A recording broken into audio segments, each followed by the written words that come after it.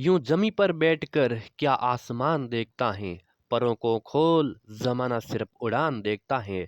नमस्कार, जय हिंद, वंदे मातरम। स्वागत है आप सभी का आपके अपने यूट्यूब चैनल सैटरडे जॉइन 2.0 में।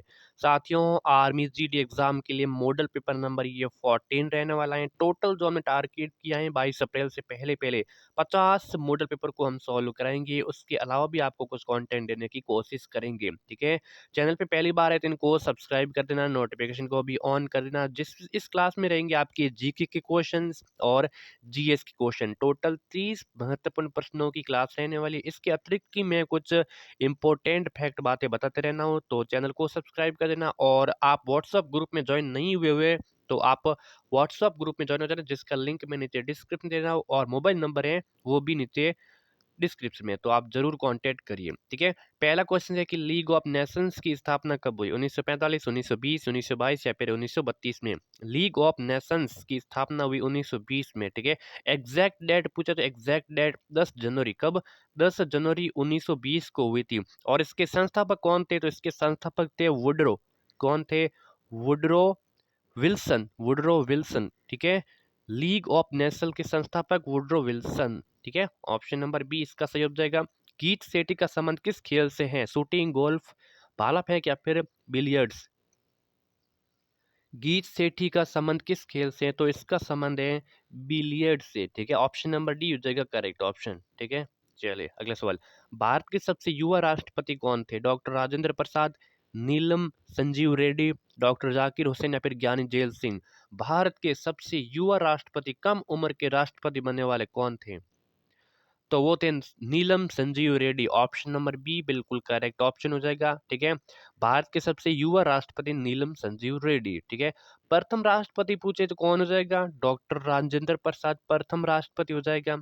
प्रथम मुस्लिम राष्ट्रपति पूछे तो कौन हो जाएगा? तो डॉक्टर जाकिर हुसैन प्रथम मुस्लिम राष्ट्रपति हो जाएगा। ठीक है, क्लियर है। अगला सवाल। भगवान महावीर का प्रथम शिष्य कौन था? भद्रबाहु, स्थूलभद्र, चारवाक या फिर जम्माली। भगवान महावीर का जो प्रथम शिष्य था वो कौन था? इसका आंसर आपको बताना है जल्दी से। जैसे ही मैं प्रश्न को पढ़ता हूँ आप सभी को आंसर कमेंट करते रहते ना, साथ में बताते रहना है। तो जम्माली कौन? जम्माली भगवान महावीर का प्रथम शिष्य था। ऑप्शन नंबर डी बिल्कुल यहाँ पे हो जाएगा करेक्ट ऑप्शन। ठीक है, अगला क्वेश्चन। रणजी ट्रॉफी का संबंध किस खेल से है? Hockey, football, cricket, kabaddi. Ranji trophy का संबंध किस खेल से है? तो रणजी ट्रॉफी का संबंध है क्रिकेट से। ऑप्शन नंबर सी सही ऑप्शन हो जाएगा। ठीक है, अगला सवाल। अगला है कि नर्मदा नदी अमरकंटक से अद्भुत होती है, उद्भूत होती है, मतलब उद्गम वहां पे होता है अमरकंटक से, जो कि है किस राज्य में? गुजरात से है, महाराष्ट्र से है, मध्य प्रदेश से, बिहार में। नर्मदा नदी अमरकंटक की पहाड़ियों से उद्भूत होती है, जो कि वो कहाँ पे है? तो वो है मध्य प्रदेश में। ऑप्शन नंबर सी हो जाएगा करेक्ट ऑप्शन। ठीक है, इसका उद्गम स्थल कहाँ है? मध्य प्रदेश, अमरकंटक जो मध्य प्रदेश में है। क्लियर है। अगला सवाल। ईरान की मुद्रा का नाम बताना है। दिनार, रियाल, पेस्ता, लीरा। ईरान की मुद्रा का नाम बताना है।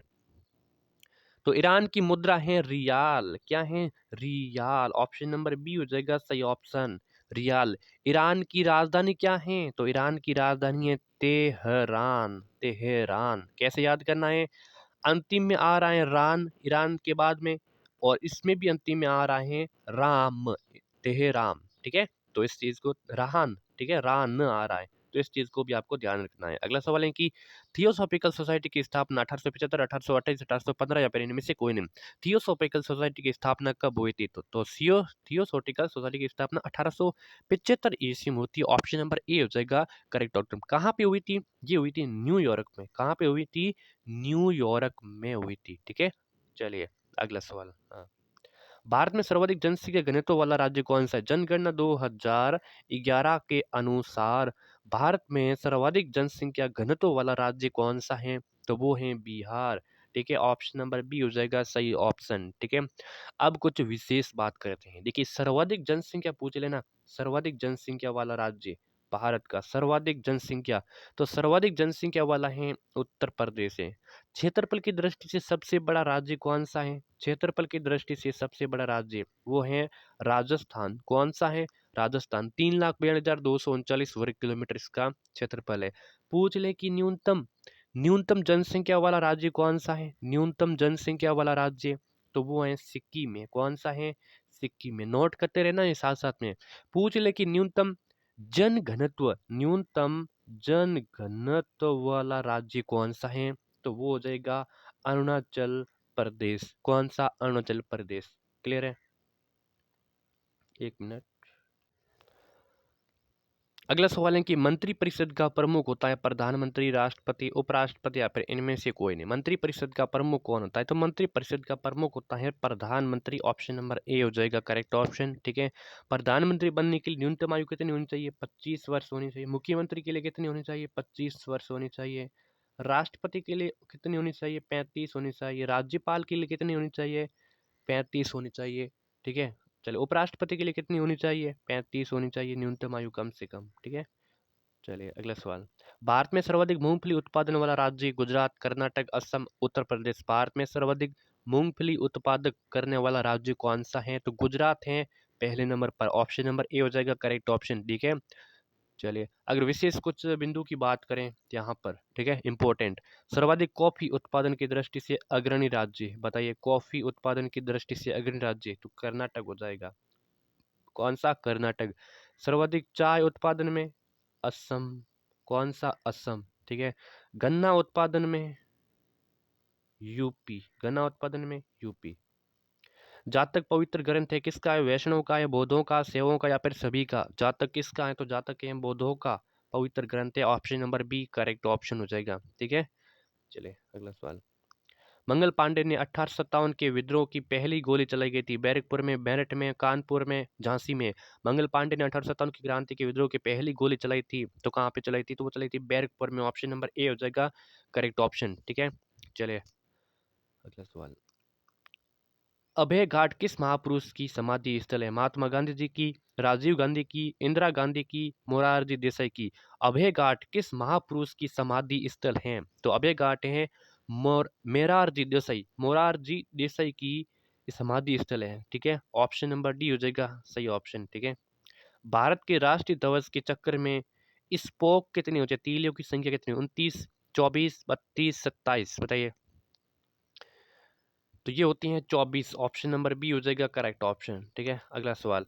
सामान्य विज्ञान से संबंधित क्वेश्चन रहने वाले 16 से लेकर 30 तक। और 16 क्वेश्चन है कि जनरेट किस सिद्धांत पर कार्य करता है? जो जनरेटर होता है वो किस सिद्धांत पर कार्य करता है? चुंबकीय प्रेरण पर, जल कुंडली धारा मापी पर, प्रकाश ऊर्जा पर या फिर ऊष्मा ऊर्जा पर? तो ये कार्य करता है चुंबकीय प्रेरण पर। ऑप्शन नंबर ए हो जाएगा करेक्ट ऑप्शन। ठीक है। चुंबकीय प्रेरण पर कार्य करता है। निम्न में से कौन सा जीवाणु नहीं है इनमें से? ठीक है। H1N1, लैक्टोबैसिलस कोलाई, साल्मोनेला बताइए। निम्न में से कौन सा जीवाणु ऊर्जा नहीं है? बताइए इसमें से। तो वो हो जाएगा H1N1 जीवाणु ऊर्जा नहीं, बाकी सभी लैक्टोबैसिलस हैं, कोलाई हैं, ठीक है, साल्मोनेला हैं, ये सभी ये जीवाणु एक प्रकार के। अगला सवाल। प्राथमिक सेल का इलेक्ट्रोड किससे बनता है? प्राथमिक सेल का इलेक्ट्रोड किससे बनता है? ग्रेफाइट से, फुलरीन से, हीरा से, ग्रेफीन से?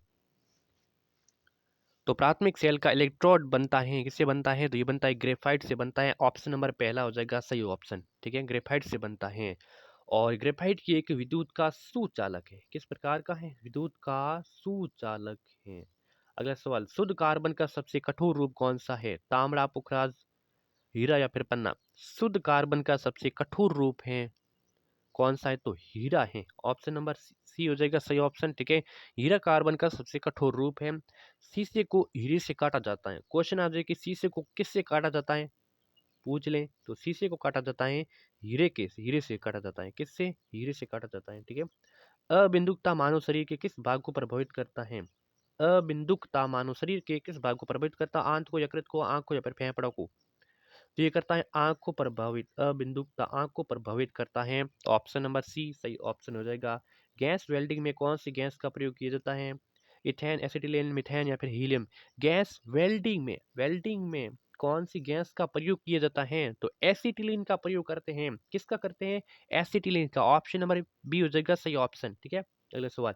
एक जूल किसके बराबर होता है? बताइए दोस्तों, एक जूल किसके बराबर होता है? तो एक जूल होता है 10 की पावर 7 अर्ग के बराबर होता है। ठीक है। 10 की पावर 7 अर्ग के बराबर होता है। Option number A correct option हो जाएगा। ठीक है। अगला क्वेश्चन। हमारे भोजन आहार का प्रोटीन घटक मुख्य रूप से किसके लिए उत्तरदायी होता है? हमारे भोजन का आहार प्रोटीन होता है, घटक होता है, ये मुख्य रूप से किसके लिए रिस्पॉन्सिबिलिटी करता है? तो वो करता है वर्दी और मरम्मत के लिए। वर्दी और मरम्मत के लिए जो मुख्य रूप से ये उत्तरदायी होता है। ठीक है, option number C correct option हो जाएगा। मानव शरीर का सबसे बड़ी अस्थि कौन सी है? स्कंदिस्थ की, हंसली की, टीबिया की, ठीक है, उरुरे की, या जो फीमर की कहते हैं। मानव शरीर की सबसे बड़ी हस्ती कौन सी है? इंपॉर्टेंट क्वेश्चन है, यहाँ से क्वेश्चन बनता है।